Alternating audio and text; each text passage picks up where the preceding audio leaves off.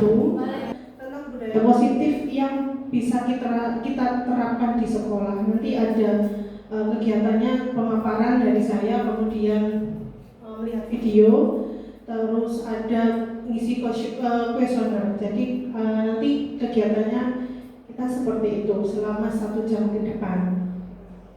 Lanjut besok. Nah, untuk budaya positif itu ada 5 cabangnya. Ada disiplin positif, motivasi perilaku manusia, posisi kontrol guru, keyakinan sekolah atau kelas, dan yang terakhir adalah segitiga restitusi. Nah, jadi pentingnya budaya positif di sekolah itu, apalagi di kurikulum Merdeka ini, sangat membantu kita sebagai guru dan juga sangat berdampak kepada siswa tentunya. Karena kan kalau sekarang kan kita tidak boleh menghukum siswa itu dengan fisik, dengan walaupun disuruh ayo kamu menulis ini sebanyak ini, kamu lari.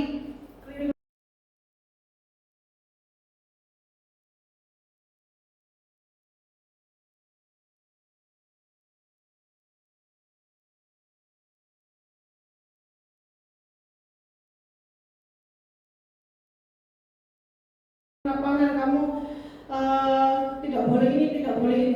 Itu tuh di sini ternyata semua itu tidak boleh kita lakukan. Nah, karena makanya disebut budaya positif, kemudian disiplin positif, semuanya itu memang kita tidak boleh sembarangan menghukum siswa karena ditakutkan atau dikhawatirkan siswa itu nanti akan memiliki dampak trauma berkepanjangan sampai besar ataupun bisa jadi sampai dewasa punya anak seperti itu. Nah, lanjut besok. Yang pertama adalah disiplin positif.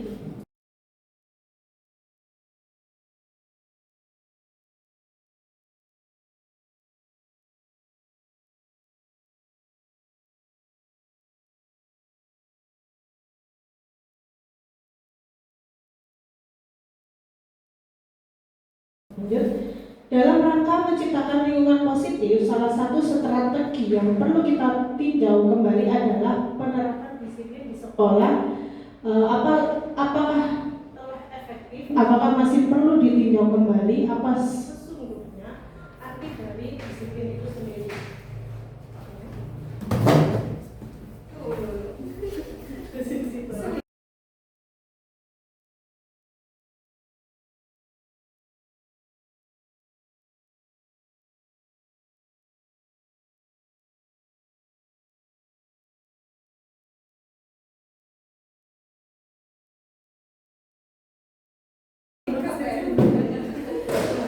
Jadi kita harus paham bahwa di sekolah kita ini sudah menerapkan disiplin positif atau belum. Mulai dari diri kita sendiri sebagai guru saja, apakah ketika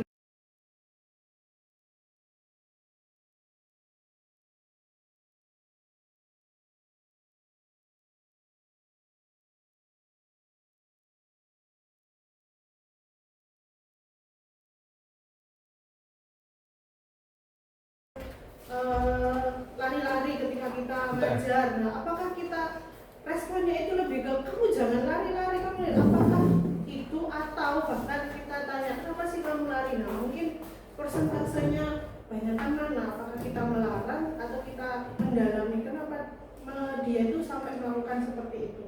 Apakah masih belum bisa tes? Kalau nggak salah minta dicolok.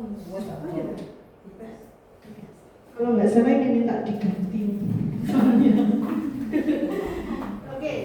Nah, apa sesungguhnya arti dari disiplin itu sendiri? Lanjut, Mas Nur. Nah, sebelumnya mari kita tanyakan ke diri kita sendiri. Bagaimana kita berperilaku? Apakah kita sudah menjadi guru yang baik atau masih menjadi guru yang menurut kita tuh masih belum bisa menjadi guru yang sempurna bagi mereka? Nah, tapi kan kembali lagi kita manusia ya.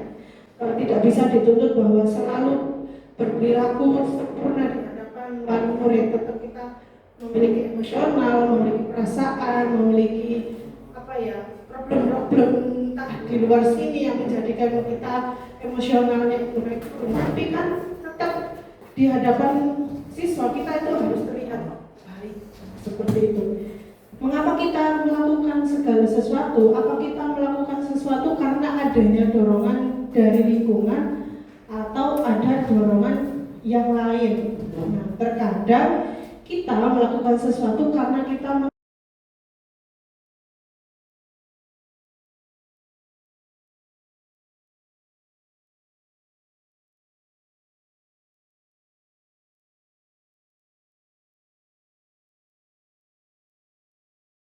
menghindari rasa sakit atau tidak nyaman. Maksud di sini itu terkait aturan-aturan di sekolah.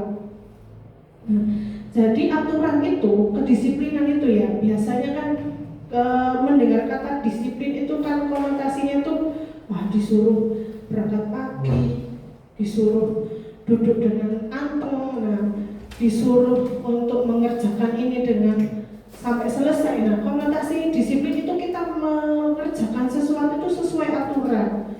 Nah, kita mengerjakan sesuatu itu apakah timbul dari diri kita sendiri, motivasi dari dalam atau motivasi dari luar? Artinya motivasi dari luar itu karena ada yang nyuruh. Nah, ada yang nyuruh.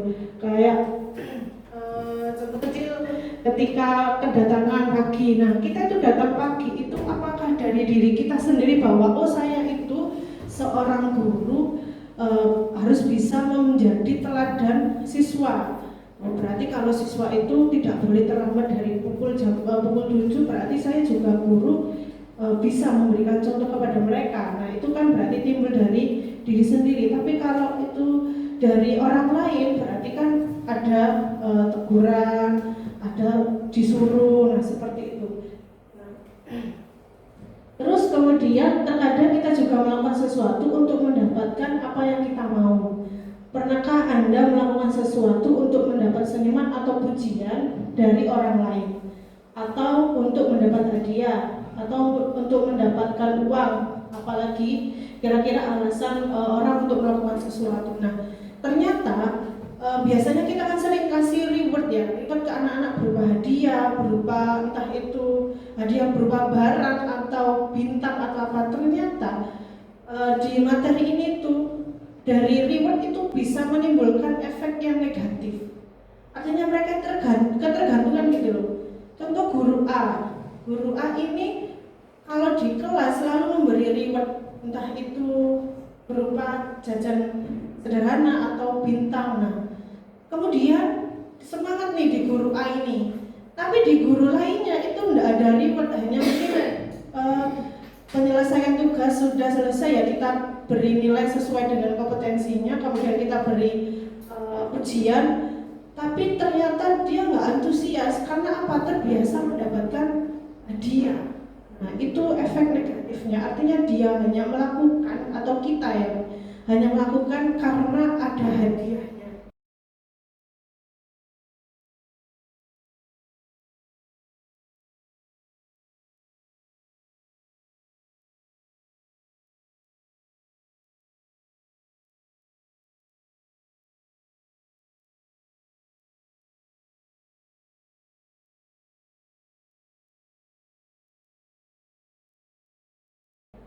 Kalau tidak ada hadiahnya, mereka tidak melakukan. Mungkin kita mengamati siswa-siswi kita, mungkin ada yang seperti itu.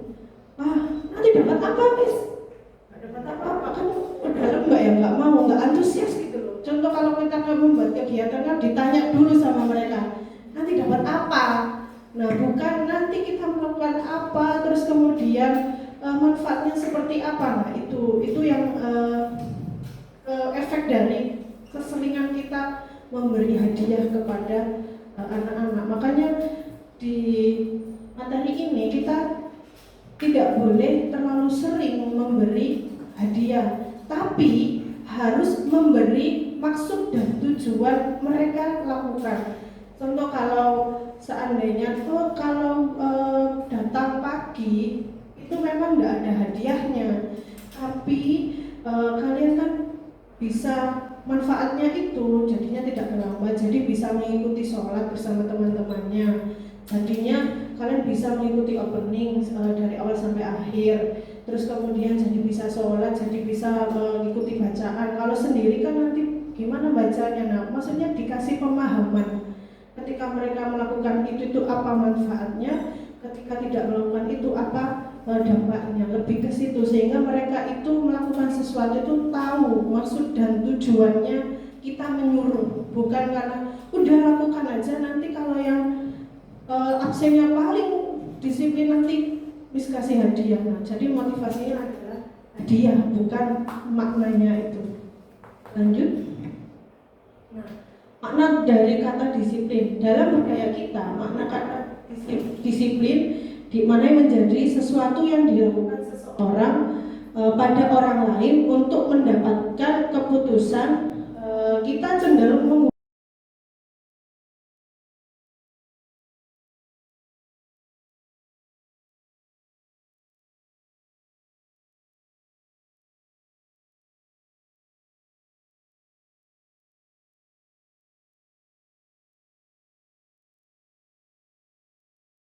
menghubungkan kata disiplin dengan ketidaknyamanan, ya.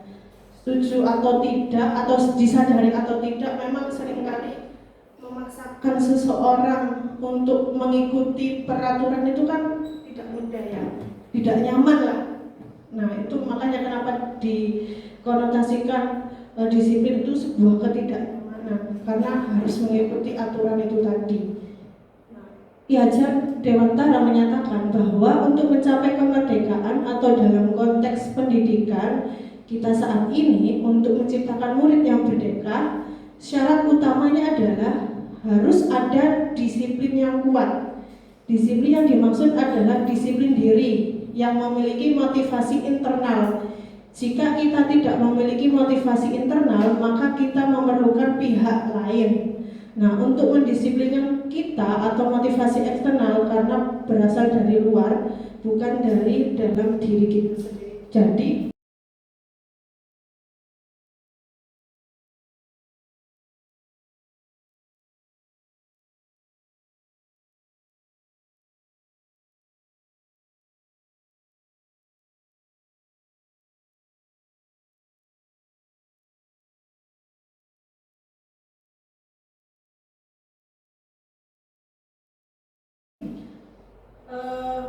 perihal disiplin positif ini, maksud dan tujuannya adalah kita itu diharapkan bisa menumbuhkan motivasi internalnya mereka, bukan eksternal. Motivasi internalnya siswa-siswi. Ketika kita ada peraturan, memang ada punishment, tapi kita harus menjelaskan dulu apa maksud dan tujuan. Contoh kayak kalau ada siswa yang ketika makan siang terus ngobrol, nah itu kan kita mungkin karena emosi, ya udah waktunya mepet, nah kebawa emosi jadinya seperti kadang kita tidak sengaja atau sengaja jadinya marah. Nah, di sini tuh tidak boleh seperti itu. Jadi kita harus menggali dulu mereka itu kenapa kok ngobrol. Terus kemudian kita kasih stimulus bahwa dampak dari kalau kalian ketika makan ngobrol itu apa? Kira-kira apa yang terjadi? Tersedak. Nah, kalau tersedak gimana nanti? Ya jadinya nggak bisa nafas. Nah, akhirnya kan itu pertanyaan-pertanyaan memantik yang harus kita tanyakan ke mereka, sehingga mereka punya penalaran kritis terhadap apa yang mereka lakukan, terutama di perilaku negatif seperti itu. Jadi itu yang diharapkan di Ki Hajar Dewantara itu, kita bisa menumbuhkan motivasi internalnya, sehingga kita tanpa menyuruh pun mereka sadar, oh buang sampah itu di tempat sampah, karena nanti kalau sampahnya berserakan sekolah menjadi kumuh. Nah, seperti itu. Terus lanjut.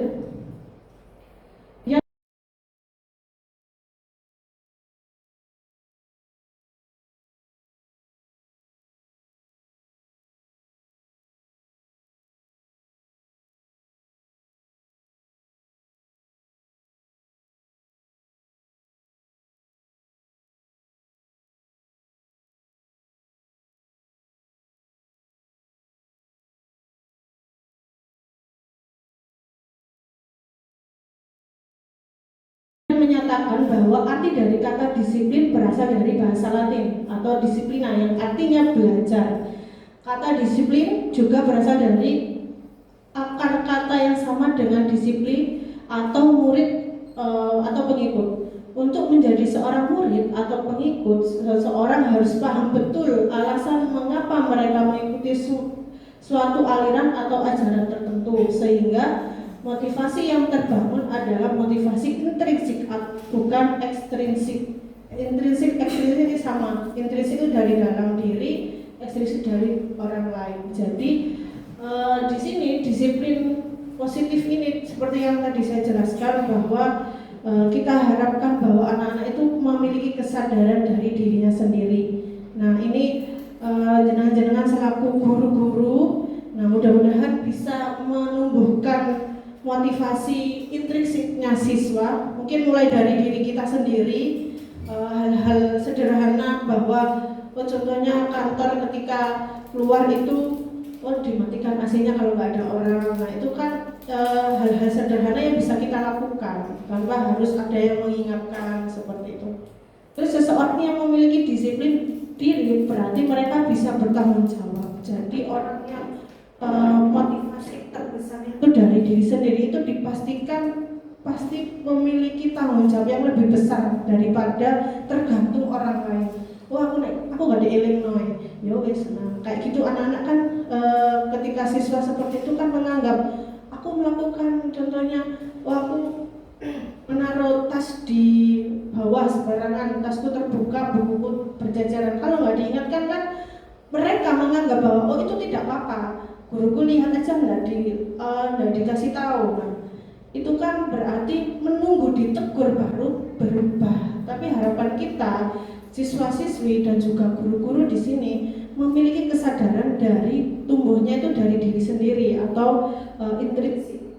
Nah, seseorang yang memiliki sikap disiplin diri berarti mereka bisa menjawab. Nah, terus kemudian apa yang dilakukannya karena mereka berdasarkan tindakan mereka pada nilai-nilai kebijakan universal. Lanjut, nah, sebagai pendidik, tujuan kita adalah menciptakan anak-anak yang memiliki disiplin diri sehingga mereka bisa berperilaku dengan mengacu pada nilai-nilai kebijakan universal dan memiliki motivasi intrinsik bukan ekstrinsik. Ini yang perlu kita ingat-ingat ya.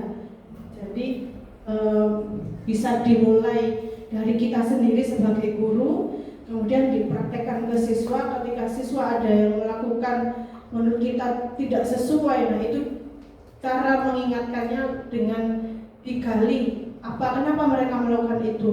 Nah kemudian kalau tahu alasannya ditanya lagi, nah itu benar apa salahnya, yang benar bagaimana, seperti itu. Tidak langsung menjudge bahwa itu salah, jangan dilakukan, tapi tanpa penjelasan. Nah ini motivasi perilaku manusia. Nah motivasi perilaku manusia itu ada 5. Ada bertahan hidup, ini berhubungan dengan kita makan, nah itu kan perlu makan, perlu minum. Nah ini motivasinya. Jadi kalau biar kita tidak lapar berarti makan, biar kita tidak haus berarti kita minum. Jadi untuk bertahan hidup itu seperti itu. Terus penguasaan, kasih sayang dan rasa diterima, kebebasan dan kesenangan. Lanjut.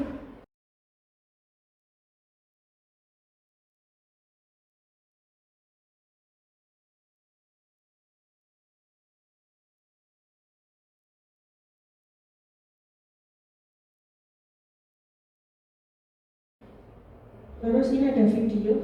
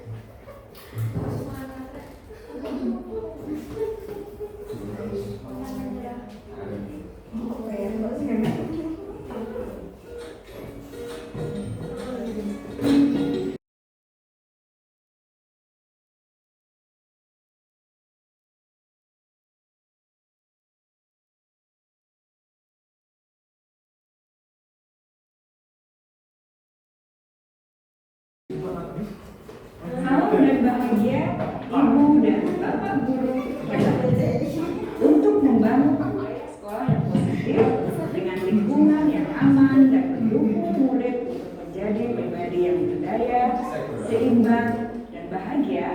Salah satu upaya yang dapat dilakukan oleh guru adalah memahami kebutuhan dasar yang mendasari perilaku murid. Pada video kali ini kita akan membahas tentang 5 kebutuhan dasar manusia.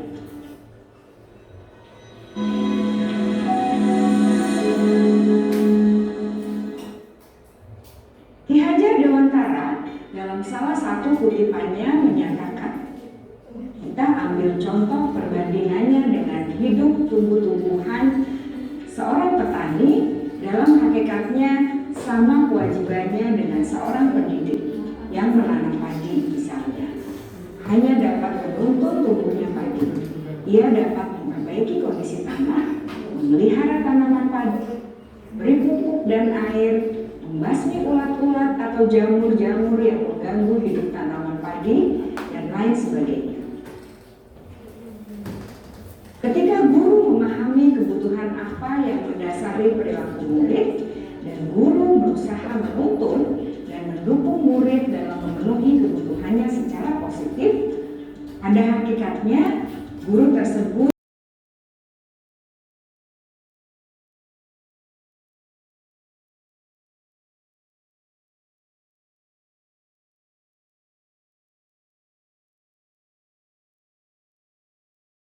yang seimbang dan bahagia.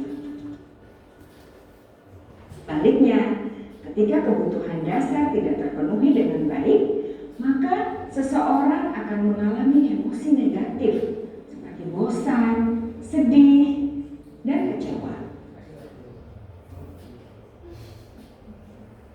Bahkan mereka dapat melakukan perbuatan yang bertentangan dengan nilai-nilai kebajikan atau melanggar peraturan. Dengan kata lain, perilaku buruk seseorang biasanya adalah respons dari kebutuhan yang tidak terpenuhi.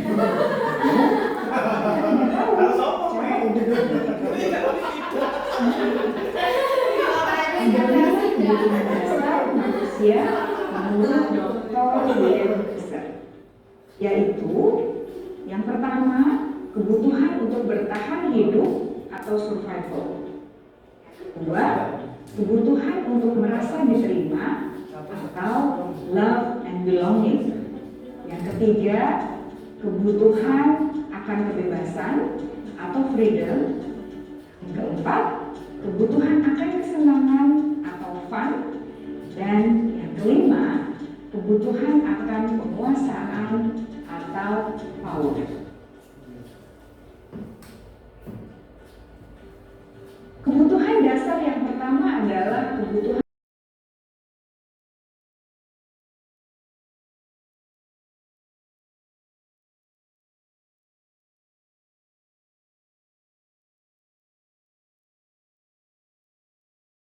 yang bersifat fisiologis untuk bertahan hidup atau survival. Misalnya kesehatan, rumah, dan makanan. Kebutuhan biologis sebagai bagian dari proses reproduksi termasuk kebutuhan untuk tetap bertahan hidup. Kebutuhan untuk merasa aman juga termasuk dalam kebutuhan ini.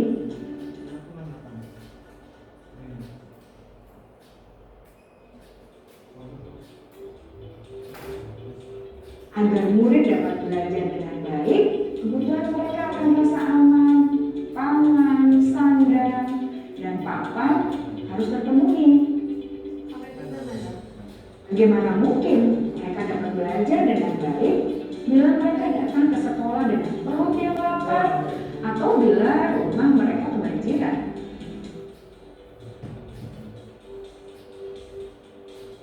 Setelah kita mengetahui kebutuhan pertama yang sebagian besar bersifat fisiologis, mari kita lihat kebutuhan kedua sampai kelima yang semuanya berhubungan dengan psikologis. Mari kita lihat kebutuhan yang kedua, yaitu kebutuhan akan perasaan.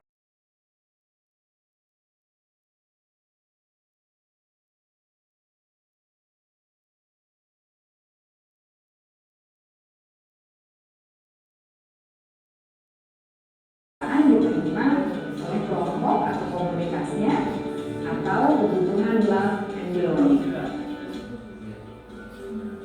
Kebutuhan ini meliputi keinginan untuk tetap terhubung dengan orang lain seperti teman, keluarga, teman kerja, dan kelompok di mana kita tergabung.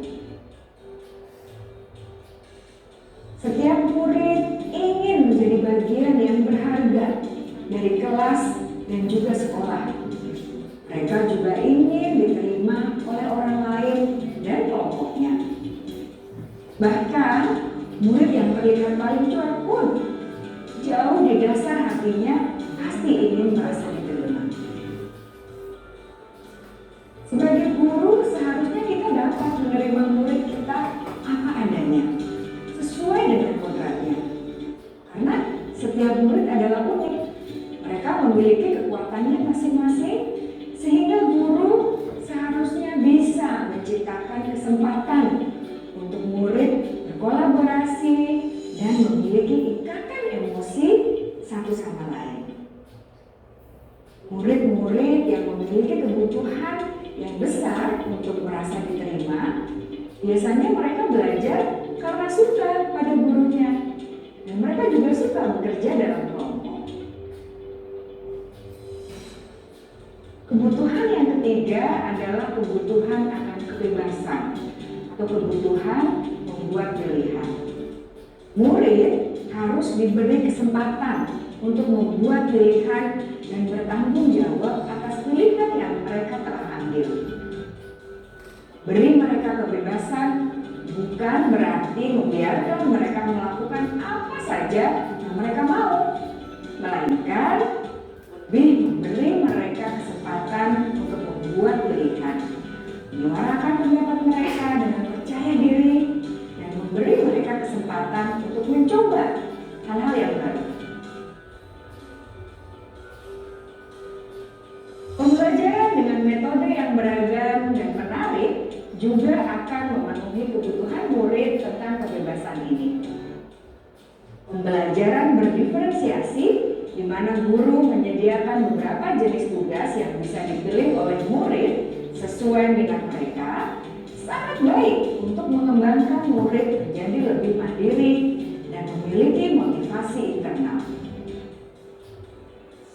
Karena kebutuhan akan kebebasan pada dasarnya adalah kebutuhan untuk mandiri, memiliki otonomi, memiliki pilihan, dan mampu mengendalikan arah hidupnya sendiri.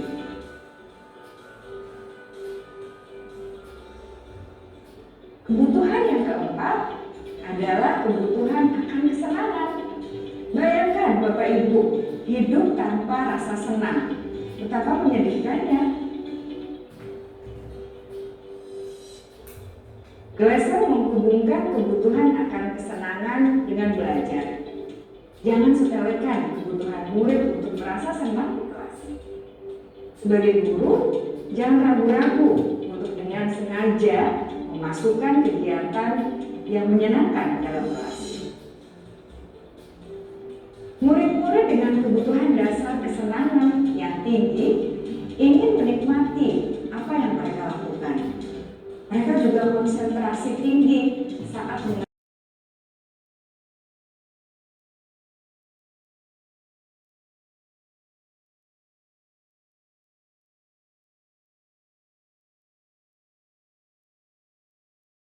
mengerjakan hal-hal yang disenangi.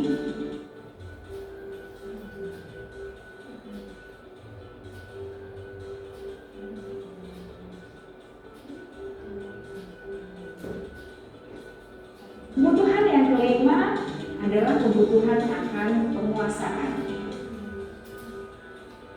Setiap murid memiliki kebutuhan untuk merasa kompeten. jadi terampil, diakui pencapaian dan keterampilannya, dengarkan, bisa membuat dampak dan pengaruh, dan memiliki rasa harga diri. Mereka sebaiknya diberi kesempatan untuk membuat keputusan tentang hal-hal yang penting dalam hidupnya dan tidak merasa dikontrol.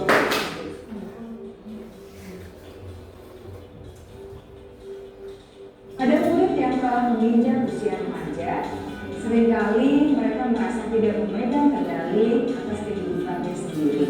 Karena guru kerap kali berpengaruh dalam mengambil keputusan.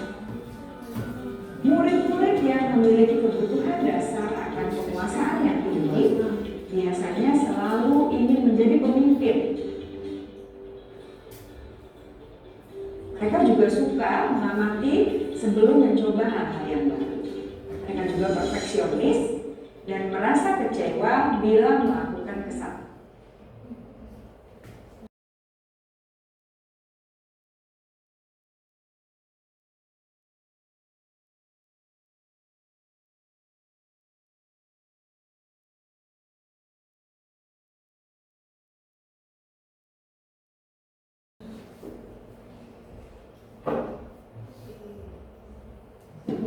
Itu tadi 5 kebutuhan dasar manusia ya. Jadi nggak hanya murid tapi kita.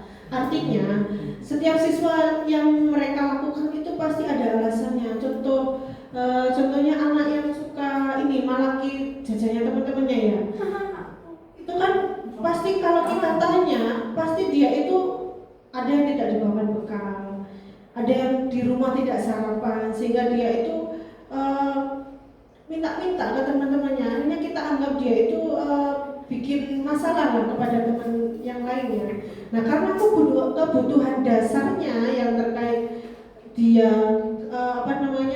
perut kenyang ketika berangkat sekolah itu tidak terpenuhi. Makanya dia melakukan itu biar dia itu aku lapar tapi nggak punya jajan, nggak punya bekal. Nah adanya teman-temanku yang bawa bekal ya, akhirnya dia tuh jadinya minta-minta seperti itu. Terus kayak anak yang suka jahil ke temennya. Nah itu juga pasti ada alasannya ini. Nah kadang-kadang anak-anak jahil itu contohnya Erlangga habis jahil temennya pasti tertawa puas karena dia mungkin memenuhi kebutuhan kesenangannya itu tadi.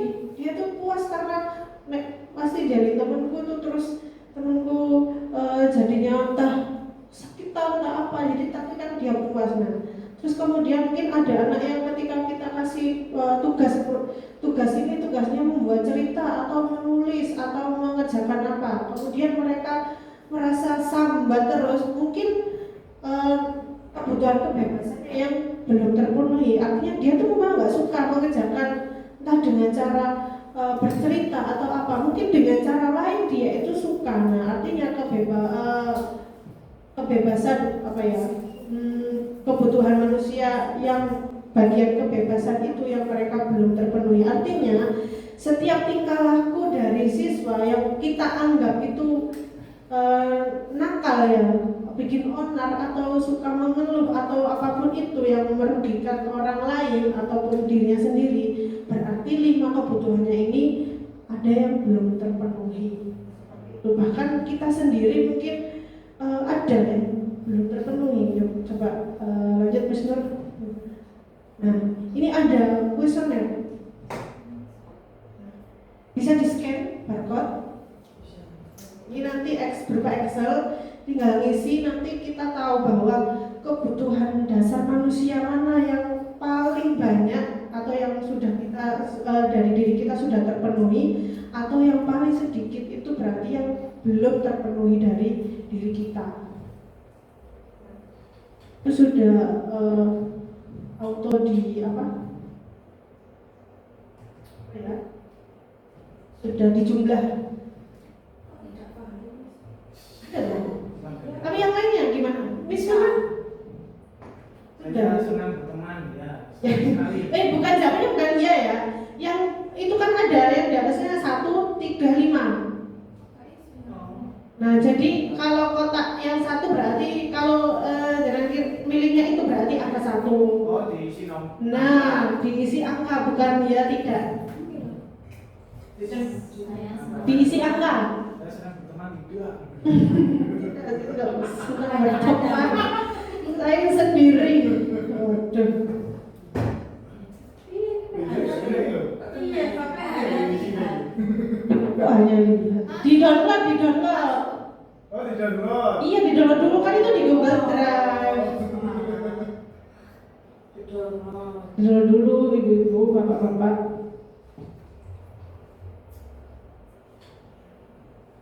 Kan spreadsheet.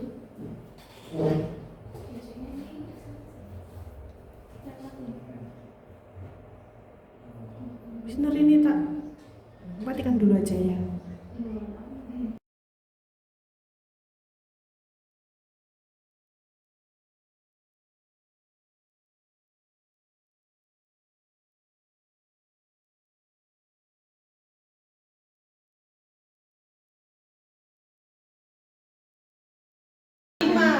Saya ingin membuat orang-orang bangga dengan Saya saya. ada. Saya akan membuat Bangga sama aku. Enggak sih. Apa yang teman? Iya iya. Ngomong dewe ya. Enggak sih aku ya. Apa yang teman-teman saya?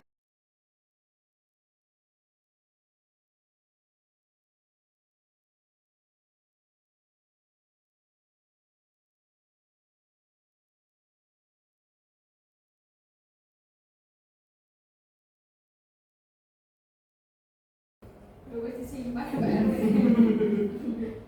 Sudah mengisi? Oh, bentar. Nah, coba pengen tahu ya. Dari kuesioner itu, jangan itu yang paling tinggi mana, yang paling rendah itu apa? Karena itu nanti ketika yang nilainya paling tinggi berarti kebutuhan itu yang saat ini itu sudah sangat terpenuhi dari dirinya panjenengan. Nah, yang nilainya paling rendah berarti itu adalah kebutuhan dasar manusia yang perlu dipenuhi dari diri panjenengan. Katakanlah kebutuhan kebahagiaan ya paling rendah, wah perlu dibahagiakan ini. Nah, bagaimana caranya membahagiakan? Barangkali ya. Coba siapa dulu ya, sudah siapa? Pak, Wisida yang paling tinggi apa?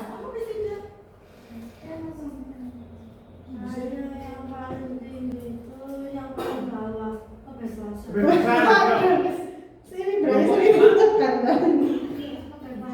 Sama rasa diterima.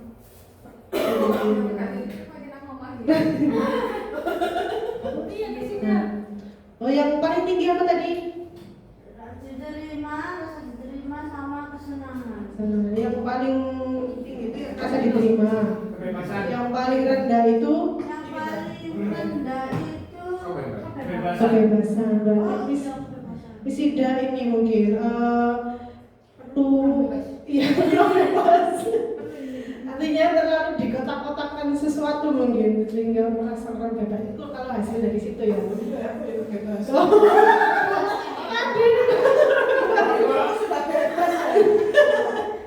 Apa kalau dijawab apa yang tertinggi?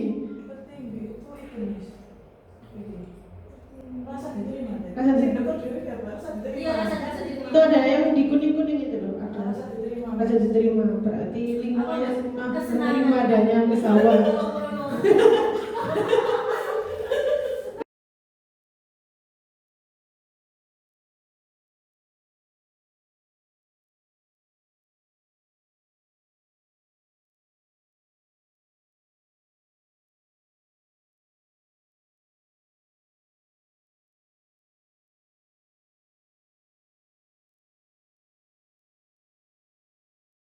Kalau paling rendah tadi?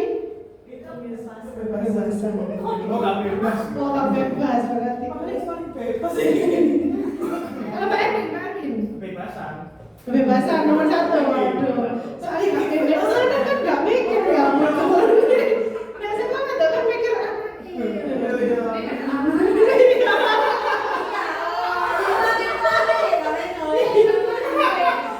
Pak Emin berarti ya. Oh, yang sampel ini berarti.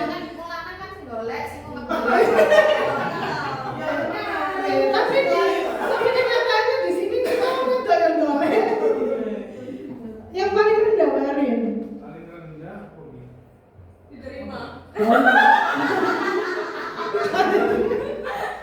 Orang-orang kok rasa diterima. Orang diterima. Ya amin. Iya, orang. Suka diakui bojo. Puasaan kamu nih. Oh, puasa.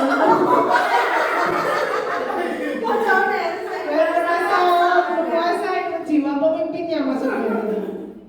Ada lagi yang sudah? Miss Nurida, Apa ya? yang paling tinggi. Paling tinggi kesenangan. Senang, kalian bersenang-senang. Saya jomblo loh, guys. Pak saya kan Pak saya sudah senang. Oke, terus yang paling rendah? Paling rendah 30. Kebebasan. Kebebasan. Oh, ini tertekan ya. Cedera.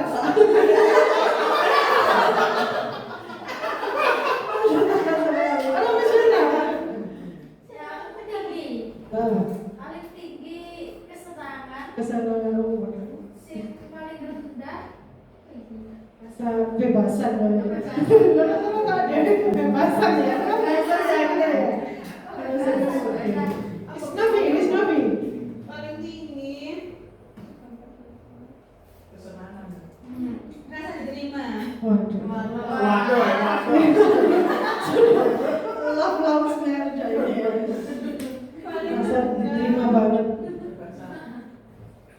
Kalau kebahagiaan Pak. kebebasan. Oh, kebebasan. Iya, ngomong itu kebebasan. Pak Jaya, lagi.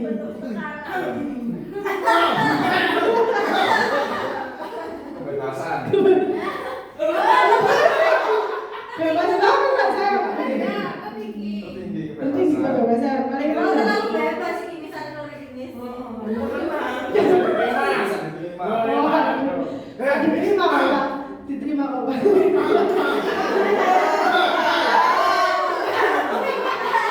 Sinkron berarti kita bahagia. Saling melengkapi. Kalau misalnya apa tadi masih kan nggak? Nggak bisa dibuka. Oke, itu tadi ya, itu hasil kuesioner di mana itu juga bisa kita terapkan di siswa. Siswa suruh mengisi bagian mana yang sangat kurang dari siswa itu sehingga kita bisa menganalisanya. Nah, kalau di kata-kata di sini ya kebebasan, mungkin sama kemarin kan juga gitu. Dan juga kebahagiaan yang paling tinggi. Oke, lanjut Miss Nur. Yang selanjutnya adalah posisi kontrol. Jadi kita di sekolah sebagai guru ini memiliki 5 posisi kontrol. Pertama penghukum, yang dimana ya nanti kita lihat video, terus membuat rasa bersalah, kemudian menjadi teman, menjadi pemantau atau menjadi manajer. Artinya ini maksudnya ketika ada siswa yang melakukan hal-hal negatif, kita ini memposisikan sebagai apa? Nah, apakah penghukum atau membuat rasa bersalah, atau kita menjadi teman mereka atau memantau saja atau manajer? Nah, kita lihat videonya.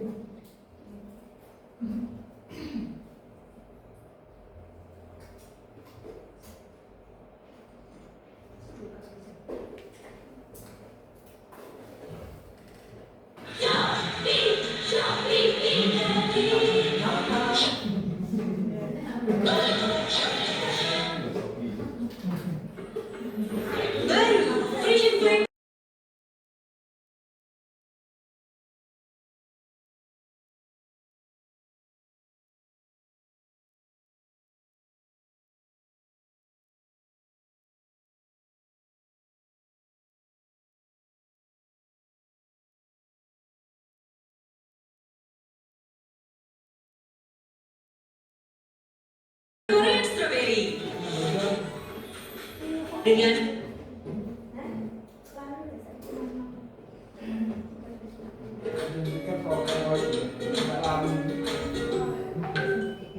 salam bahagia ibu dan bapak guru hebat. Dalam penerapan disiplin positif restitusi, salah satu program yang dikembangkan adalah 5 posisi kontrol. 5 posisi kontrol dalam restitusi adalah proses pembelajaran seorang pendidik agar dapat mengenali dirinya. Pada video kali ini, kita akan membahas tentang 5 posisi kontrol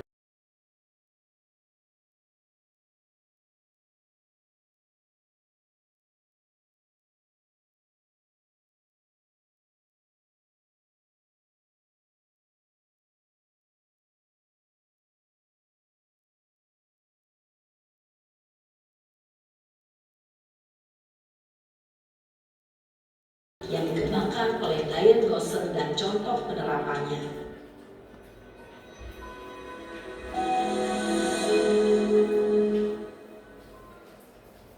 Lima posisi kontrol itu adalah: 1.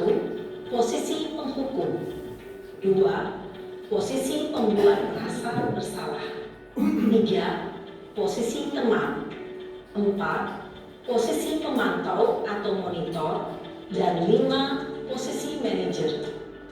Untuk lebih memahami kelima posisi tersebut, mari kita saksikan kasus Naren yang terlambat hadir 20 menit di sekolah dan melihat bagaimana kelima posisi kontrol dalam menghadapi masalah tersebut.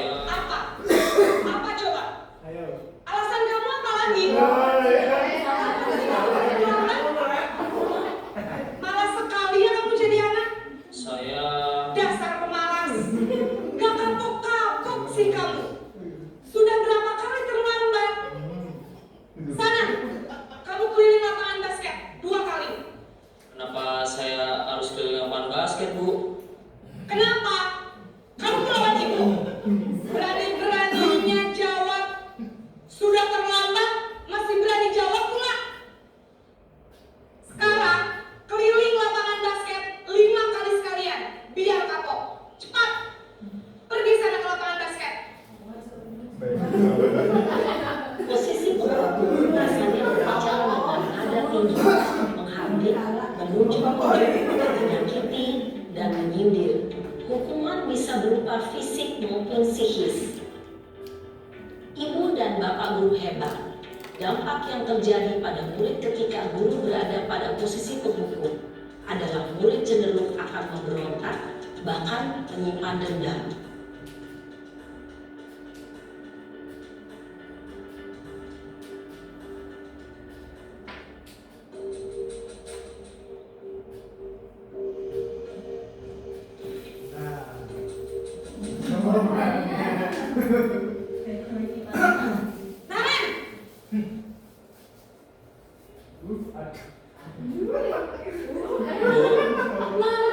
Naren, kamu kenapa terlambat lagi, nak? Ya Tuhan, Naren, kamu senang ya bikin ibu susah ya? Kalau kamu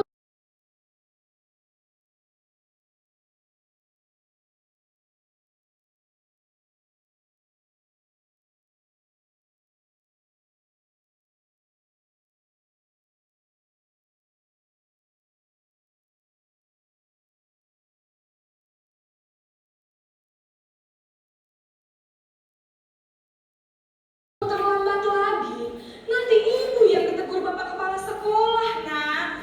Disangka ibu tidak bisa membina kamu. Duh, gimana ini? Maaf Bu.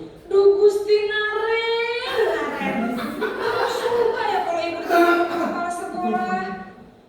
Terus, sekarang ibu harus tulis apa ini di buku absen? Ini kamu sudah sering ibu harus apa coba? Maaf sekali. Tinggal kepinggir aja sudah. Lain kali jangan bikin ibu susah lagi ya, nak ya.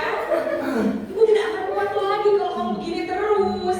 Bisa jantungan kalau ibu ditegur kepala sekolah. Cepat ke kelas. Maaf ya Bu. Maaf sekali. Posisi pembuat rasa bersalah berbicara dengan nada tenang, cenderung lembut. Namun kata-kata yang diutarakan membuat murid merasa menjadi orang yang gagal.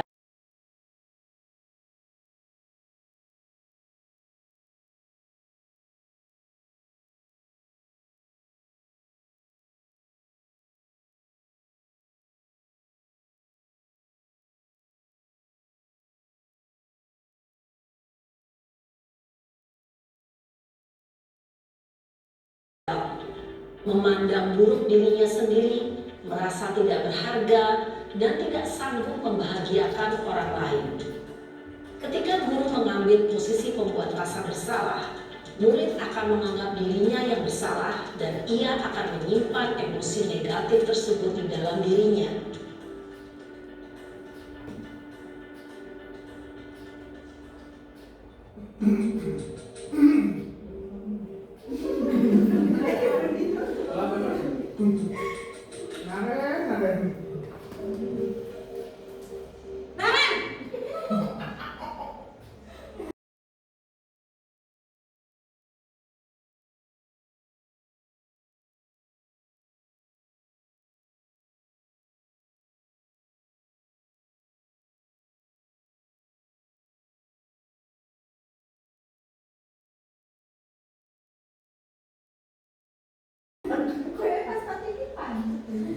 Selamat pagi, Bu. Wah, sudah jam berapa ini, Nak? Terlambat lagi ya, sayang. Iya, Bu. Habis ibu saya membangunkan saya, Bu. Kamu malah menyalahkan ibu kamu. Kamu bukannya anak yang larinya paling kencang. Kok terlambat sih? Iya, Bu. Saya memang terlambat bangun tadi. Jadi, biarpun saya lari kencang, tetap gak kekejar, Bu. Ya sudah sana, nanti lain kali larinya lebih kenceng lagi ya, biar gak terlambat lagi. Bikin senang ibu, demi ibu. Bisa kan? Bisa lah, Bu. Ya sudah sana, sekolah sudah kita beresin urusan absen kamu. Kamu ini benar saja. Dalam posisi teman, guru berbicara dengan nada suara ramah, akrab, cenderung bersenda gurau untuk menjaga suasana tetap santai. Murid akan merasa senang, aman, dan akrab dengan guru. Identitas yang tercipta adalah identitas sukses atau berhasil. Namun, perlu diingat, karena ini masih dorongan eksternal, maka ada faktor ketergantungan dari murid kepada orang tertentu. Di sini, guru absennya, sehingga di lain waktu, murid bisa berperilaku baik, namun hanya kepada orang-orang tertentu.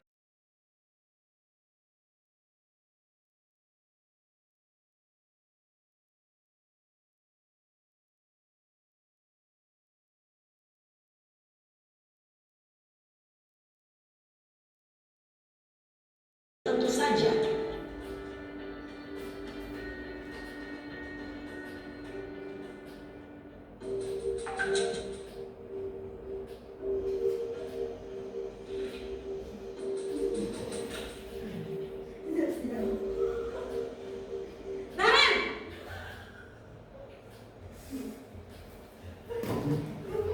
Pagi, Bu. Naren, apa peraturan sekolah kita tentang jam berapa kita harus masuk sekolah, Nak? Kita harus di sekolah jam 7, Bu. Iya betul, sekarang sudah jam 7.20. Naren sudah tahu konsekuensinya jika terlambat hadir. Paham, Bu. Saya harus tinggal kelas pas jam istirahat selama 20 menit.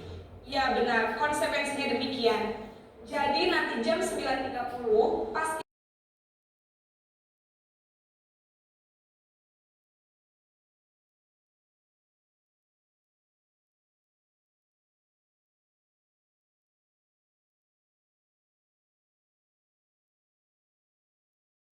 istirahat, kamu harus tinggal di kelas, kerjakan tugas tambahan untuk ketertinggalan kamu, ya?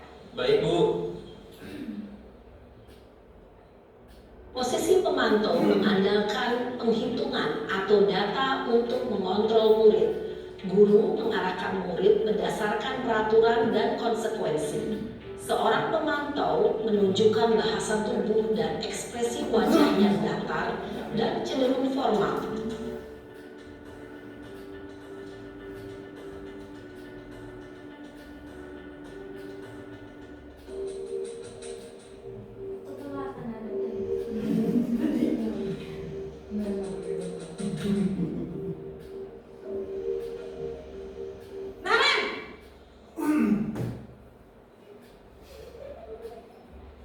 Selamat pagi, Bu.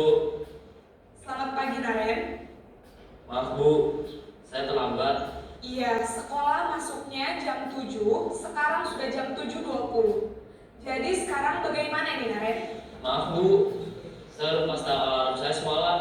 Baiklah, menurut kamu, keyakinan sekolah yang mana yang perlu kamu tingkatkan? Menghargai diri sendiri dan orang lain mungkin ya, Bu.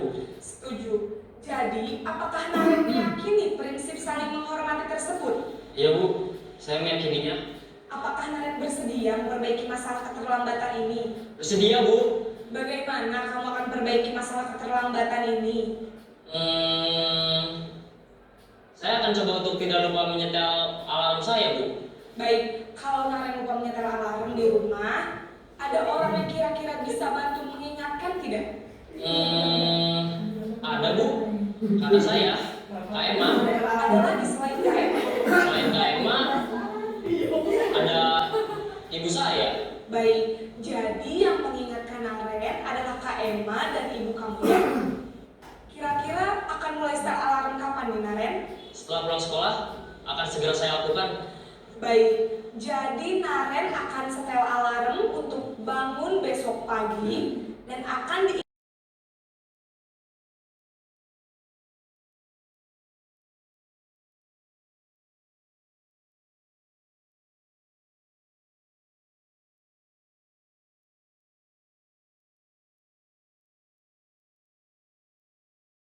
diingatkan oleh kakak dan ibunda Naren ya. Ada lagi yang mungkin perlu dilakukan, Naren, agar tidak terlambat bangun lagi? Tidak ada, Bu. Baik, Naren. Terima kasih untuk kerjasama kamu. Sekarang kamu perlu kembali ke kelas untuk belajar. Baik, Bu. Terima kasih. Posisi manajer adalah posisi kontrol yang disarankan untuk membimbing murid memiliki sikap disiplin yang positif, yaitu murid yang mandiri, bertanggung jawab, dan dapat memecahkan masalah. Tujuan dari posisi ini adalah agar murid dapat berefleksi atas tindakannya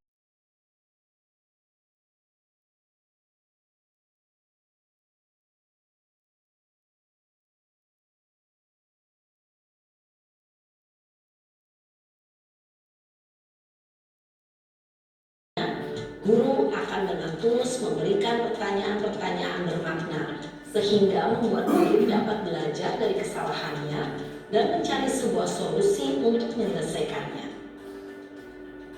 Ibu dan Bapak guru hebat, setelah mengamati adegan kelima posisi.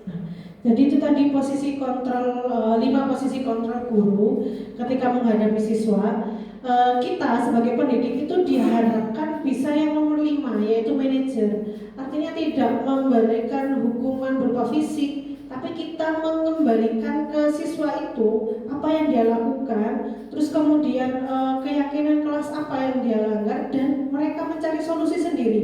Nah, katakanlah, oh saya terlambat datang ke sekolah, dibangunkan, berarti mereka sendiri yang mencari solusinya, bukan dari kita yang terus-terusan memberikan nasihat, tapi mereka tidak berpikir sendiri. Jadi itu mungkin untuk materi disiplin positif, kemudian tadi kebutuhan dasar manusia, dan yang terakhir adalah posisi kontrol.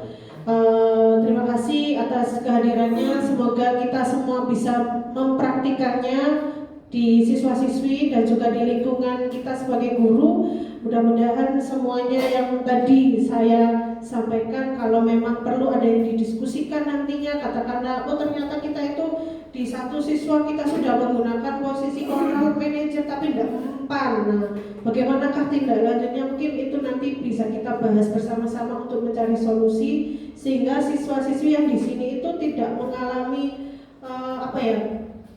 perilaku yang tidak mereka inginkan, yang nanti akan berdampak panjang sampai mereka dewasa. Nah, saya akhiri.